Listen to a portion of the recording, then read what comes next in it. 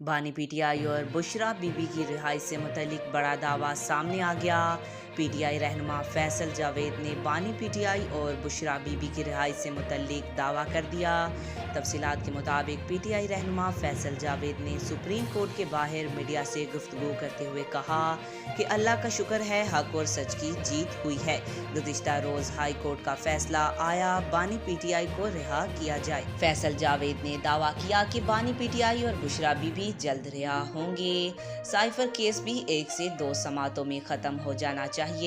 इस केस की पिछली समात बराह रास्त नशर की जानी चाहिए। इनका मजीद कहना था कि हमेशा उम्मीदवार वोटर्स को ढूंढते थे, हमारे वोटर्स ने उम्मीदवारों को ढूंढा। गुज़िश्ता रोज़ तहरीक इंसाफ के रहनुमा व मारूफ कानून दान लतीफ़ खोसा ने इस उम्मीद का इज़हार किया था कि इंशाअल्लाह बानी पीटीआई हफ्ता 10 दिन में जेल से बाहर आ जाएंगे। आज तक के लिए इतना ही। मज़ीद ऐसी मालूमाती वीडियो देखने के लिए हमारे चैनल को सब्सक्राइब करें।